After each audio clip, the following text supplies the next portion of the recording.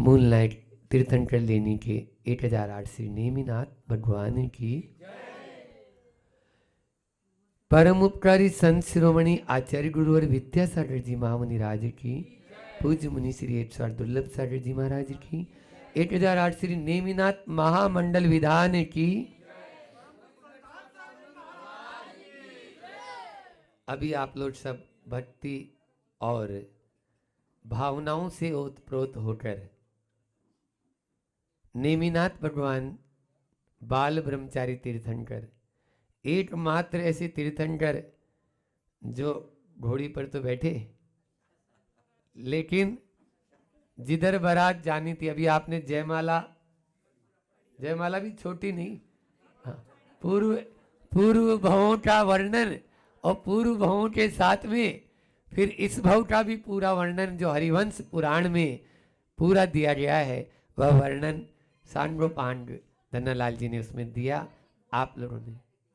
हाँ, तो वह रथ में बैठकर जा रहे थे, और रथ में घोड़ी तो होती है ना, हाँ, तो ऐसा न समझे कि रथ में बैठकर जा रहे थे, लेकिन जैसा पता इसमें आपने पढ़ा भी और ये फैक्ट है, लेकिन ये बात समझ में नहीं आती कि कोई शाकाहारी राजा हो और वो भी तीर्थंकर क्या विवाह हो और उसमें कोई पशुओं को बांधकर मारा जाए, ऐसा कुछ नहीं।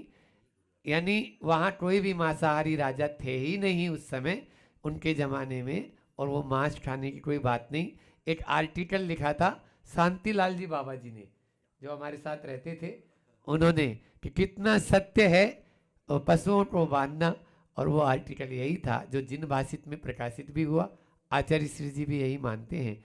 इसलिए हाँ, इतना जरूर हो सकता है कि जब पूछा जाए तो ऐसा बता देना, ये तो चाल हो सकती है, और ये तो होता ही है कि किसी को अपने रास्ते से राजनीति में वो सब कुछ हो सकता है, जो नहीं भी होने वाला होता है वो भी हो जाता है, लेकिन तनाव नहीं लेना है, टेंशन नहीं करना है।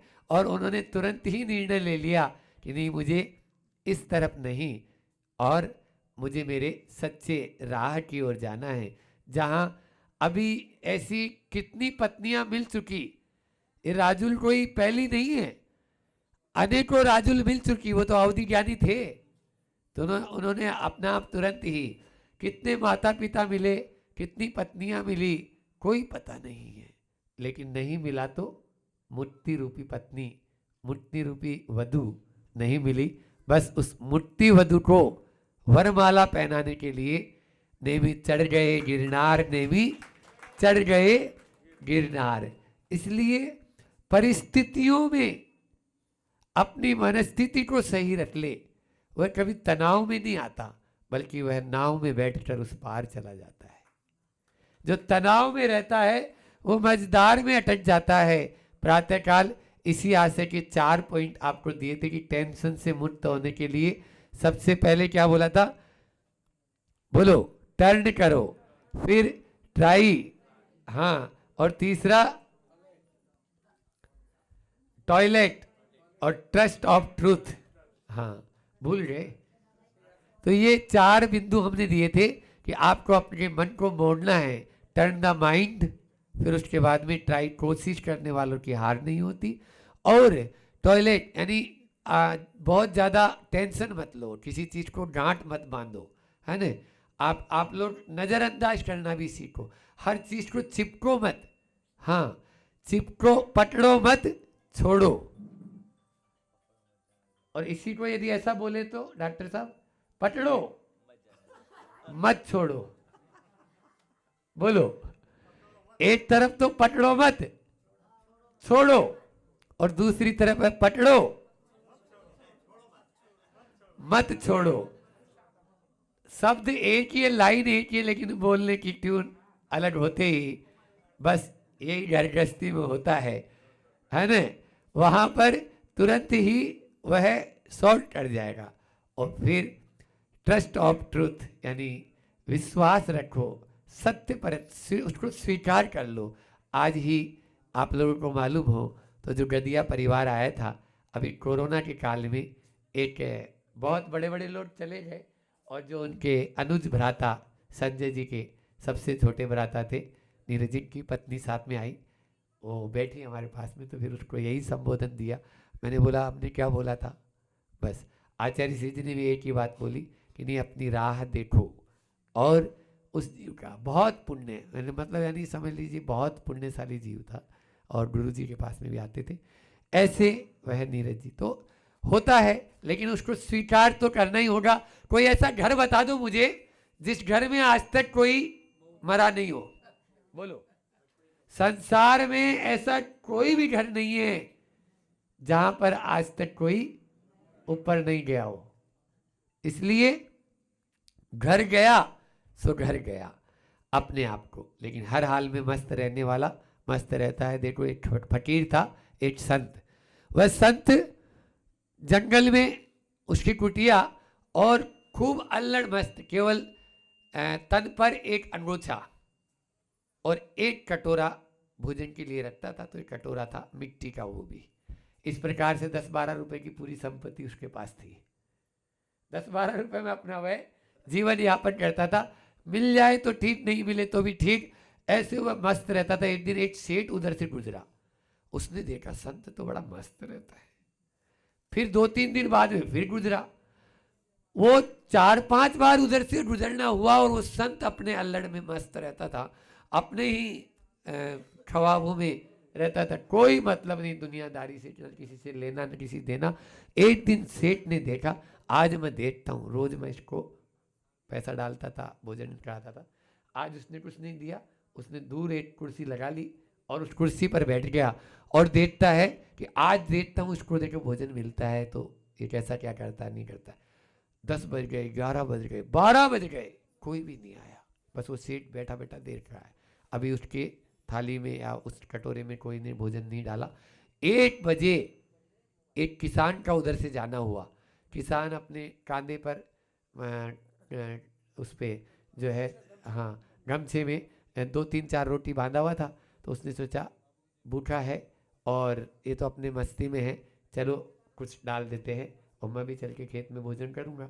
तो एक रोटी उसको कटोरे में डाल दी, वो उसी मस्त में है, डाल दी तो भी फर्क नहीं, और नहीं डाली थी तो भी कोई फर्क नहीं था।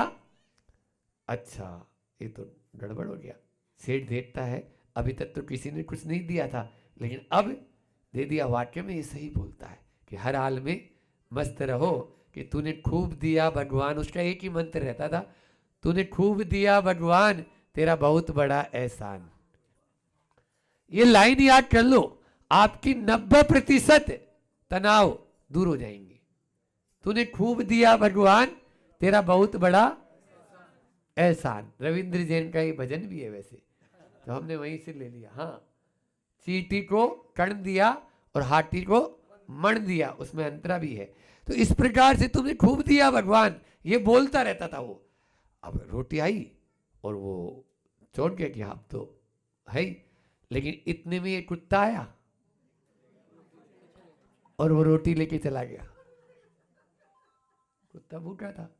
अब हाँ देखो, अब क्या करेगा, फिर भी वही, तूने खूब दिया भगवान, बहुत बड़ा दिया, और खड़े होके नाचने लगा कि भगवान आज तेरी कृपा से मुझे उपवास का सौभाग्य मिल रहा है, मैं उपवास करूंगा आज। बोलो, ऐसे भी यानी जो है ना लोग कहते हैं आप परिस्थिति से जूझोगे।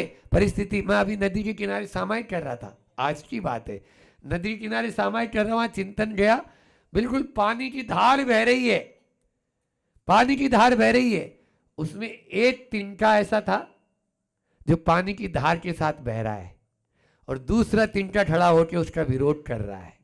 जो विरोध कर रहा है वो बार बार नीचे होता है, फिर ऊंचा होता है, फिर नीचे होता है, फिर ऊंचा होता है। जैसे पानी की धार तेज होती है वो नीचे हो जाता है।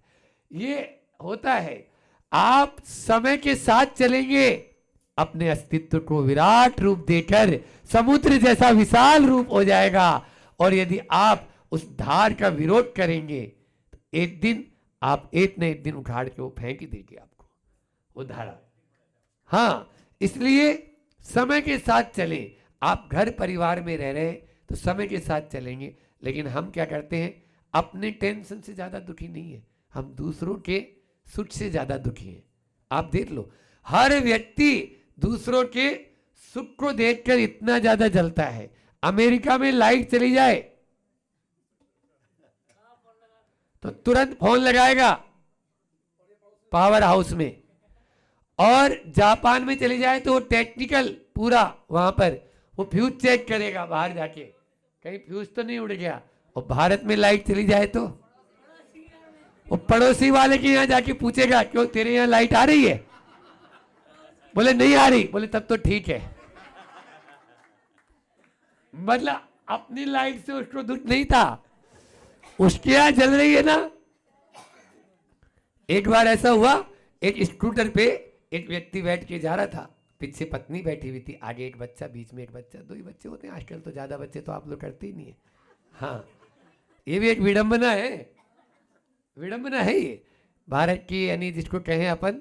थोड़े दिन में आप लोग सब, जैन नहीं, जैन तो आ ही चुके हैं, हिंदू भी अल्पसंख्यक में आ जाएंगे, हिंदू भी अल्पसंख्यक में आ जाएंगे। तो ये कहाँ की बातें, इसलिए आप लोगों को चेतना है, जागना है, इस तरफ ध्यान देना है। तो मैं कह रहा था कि वो स्कूटर पे जा रहा था, बीच में बच्चे बैठा हुआ, और वो अब बरसात का मौसम था, थोड़ा सा छींटे उछले, और एक पहलवान जा रहा था पैदल, मॉर्निंग वॉक कर रहा होगा, उसके कुर्ते पे लग गए, कुर्ते पे लग गए।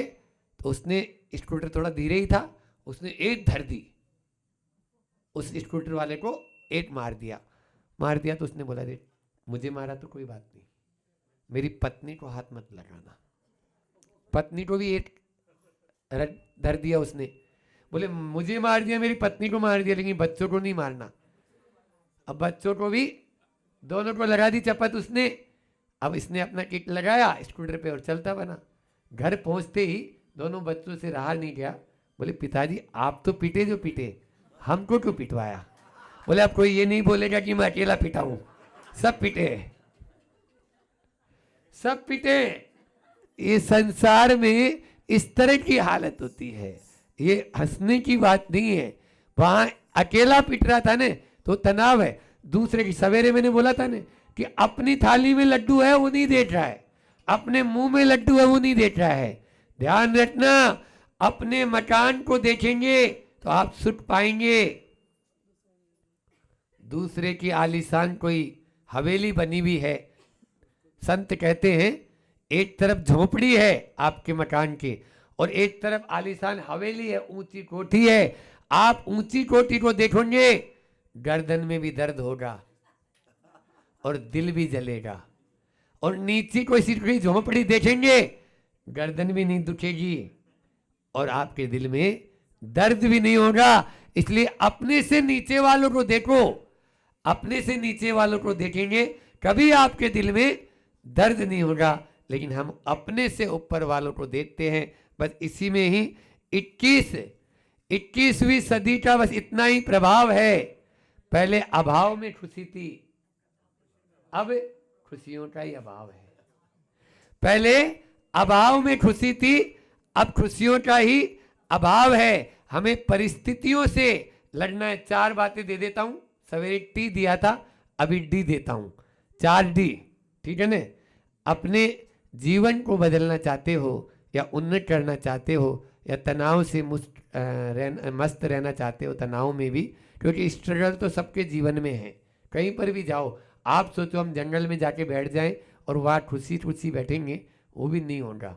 हाँ, वहाँ तो और 70 तरह की आफत है। आप घर परिवार के बीच में रहते हो तो कम टेंशन है, वहाँ तो और ज़्यादा आपको आएंगे। और मन में एक बार यदि जिसको कहेंगे टेंशन आ जाता है, उसके बाद में वह उसको कुछ भी नहीं सुहाता। 4 बात दूं, उसके पहले आपने एक उदाहरण दे दूं। प्रेशर कुकर देखा आपने कभी? प्रेशर कुकर वो बहुत बड़ी शिक्षा देता है, बहुत बड़ी शिक्षा देता है। प्रेशर कुकर में आप लोग भोजन बनाती हैं, मान लीजिए किसी दिन सीटी खराब हो जाए या वो सीटी नहीं मारे तो क्या होगा? कुछ नहीं होगा महाराज, फट जाएगा। बस आपके दिमाग में भी तनाव आते ही आप प्रेशर कुकर की तरह प्रसन्नता की सीटी मार दो, वो कभी फटेगा नहीं, अन्यथा वो फटने से बचेगा नहीं, फट जाएगा। आज आप अपने मन ही मन में रखोगे सारी बातें, तो वो आपके अंदर में कब तक, डॉक्टर्स भी बोलते हैं कि आप अपने मन में जो बातें हैं उनको शेयर कर लो, किसी को बता दोगे तो आपका मन हल्का हो जाता है। पहले घर परिवार में सास बहू दुरानी जिठानी आदि रहती थी, एक दूसरे को दुख दर्द बांट लेती थी। अब कोई है ही नहीं ना, सब सेपरेट हो गए, तो सेपरेट ही हो गया उनका, कुछ नहीं बचा। तो 4D दे रहा था, पहले डाइवर्ट करो। बहुत सारी बातें ऐसी होती है जिनको डाइवर्सन की जरूरत होती है। हाँ, जैसे बोला था ना, मतलब डाइवर्ट का मतलब, आप ये बताओ सामने पहाड़ आ जाए तो क्या पहाड़ के ऊपर अपनी गाड़ी चढ़ा देते हो? पहाड़ से सिर फोड़ लेते हो? क्या करते हो? अपनी यात्रा रद्द कर देते हो? अब आगे रास्ता तो है नहीं, तो यात्रा रद्द, कैंसिल नहीं। महाराज जी, अगर कोई ओवर ब्रिज बन रहा हो या अंडर ब्रिज बन रहा हो और साइड से हमने देखा है रास्ता रहता है, तो अपना रास्ता उधर से तय करके आगे निकल जाते हैं। बस अपने जीवन में भी, घर परिवार में ऐसी बहुत सारी बातें होती है जिनको आप डाइवर्ट कर दो, साइड से निकल चलो। किसी ने सत्य कहा है कि बड़े चलो, सामने आ जाए पहाड़ तो साइड से निकल चलो। बड़े चलो, सामने आ जाए पहाड़ तो साइड से निकल चलो, अपना आप यात्रा आपकी अच्छी हो जाएगी। दूसरा है डाइल्यूट करना सीखे। हाँ, पानी, ये बैठे हुए हैं डॉक्टर साहब, क्यों?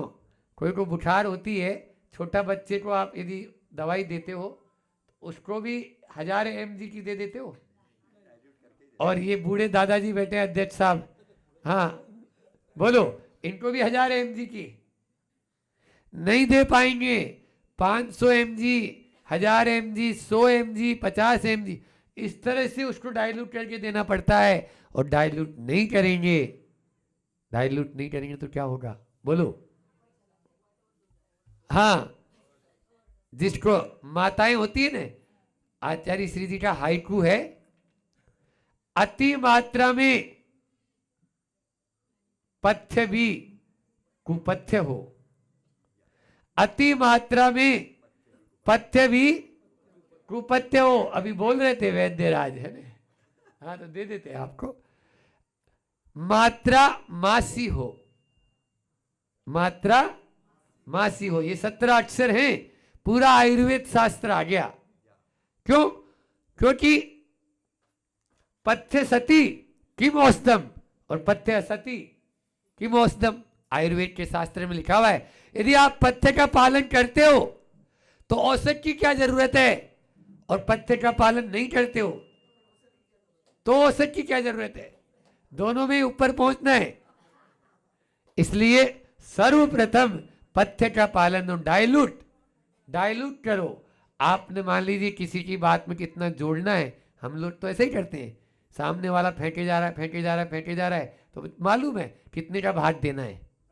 हाँ, और सामने वाला बिल्कुल नहीं बोलता है तो मालूम चल जाता है कि नहीं, इनको किस प्रकार से अपन को ट्रीट करना है। इस प्रकार से किसी में गुणा करना है और किसी में भाग देना है। यही तो सच्चा चार्टर्ड अकाउंटेंट बनना है। हाँ, यही तो सीए बनना है। जोड़ो घटाओ, गुणा करो और भाग दो। किसकी बात में कितना जोड़ना है, किसकी बात में कितना घटाना है, किसकी बात में कितना गुणा करना है, किसकी बात में कितना भाग देना है। बस घर परिवार में आपको कभी तनाव नहीं होगा और घर परिवार में आप सुख शांति और आनंद का अनुभव कर पाएंगे। तो दूसरी बात बताइए, डाइल्यूट करें। तीसरा, डिलीट करें। बहुत सारी बातें ऐसी होती है। आप बताओ, आपके मोबाइल फोन सब रखते हो, मोबाइल में रोज प्रतिदिन सैकड़ों फोटो आती है, कितनी फोटो रखते हो बोलो? 10-5 रखते हैं ताकि वो अपना काम करता रहे, इसलिए आप उसको डिलीट कर देते हैं। क्या हुआ, बंद हो गया क्या? हाँ, चल रहा है। हाँ, डिलीट कर देते हैं ताकि वह काम अच्छे से करे। मोबाइल को, कंप्यूटर को हैंग होने से बचाने के लिए डिलीट कर देते हो। इस माइंड को हैंग होने से बचाने के लिए आप कितनी हैंग करते हो बताओ। महाराज जी, उसने मुझे 20 साल पहले मेरे पिताजी को गाली दी थी, उसके जाके तो मैं कभी भोजन कर ही नहीं सकता हूं। हम लोग एक जगह चातुर्मास कर रहे थे, वहां पे ऐसी स्थिति बनी हुई थी। चातुर्मास के पहले हम लोगों ने भी तय कर लिया, जब तक चातुर्मास यहाँ पे नहीं करेंगे तब तक ये दोनों एक नहीं हो जाएंगे। हाँ, एक नहीं हो जाएंगे। इस प्रकार से गांठ बांध के रख लेते हैं। जब गांठ बांध लेंगे तो कैसे होगा? डिलीट करना सीखो मेरे भाई। डिलीट नहीं करोगे तब तक कुछ भी नहीं होगा। हाँ, जो बात काम की नहीं, डिलीट डिलीट, उसको जितना डिलीट करोगे उतना ही आपका फोन, आपका कंप्यूटर बहुत तेजी से काम करेगा। और लास्ट है डिफीट। डिफीट डिफीट का मतलब होता है हारना। हारना भी सीखो। मैं झुक गया तो मेरी हार हो जाएगी, नहीं। वो बाबा भारती की कहानी अभी नहीं सुनाऊंगा, समय हो चुका है। हाँ, आप लोगों को मालूम है हार में जीत दूसरी क्लास में सबने पढ़ी है। खड़क सिंह, ले जाना है तो ले जा घोड़ा, लेकिन ये बात किसी को बताना मत। बस हार के भी जीत जाएंगे, हम जुट जाएंगे। जुटता वही है जिसमें जान होती है। अकड़ तो खास मुर्दे की पहचान होती है। अकड़ तो खास मुर्दे की पहचान होती है। इसलिए हमें जुटना है। हार जाएंगे ऐसी हार में जिसमें घर परिवार एकजुट बना रहे।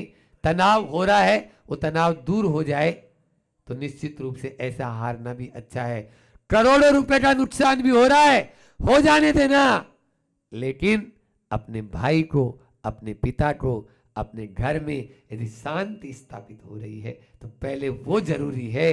वो रुपया, आपका पैसा काम नहीं आएगा, वो पैसा काम नहीं आएगा। इसलिए डिफीट, हार जाना बहुत अच्छा है। इतना ही करते हैं।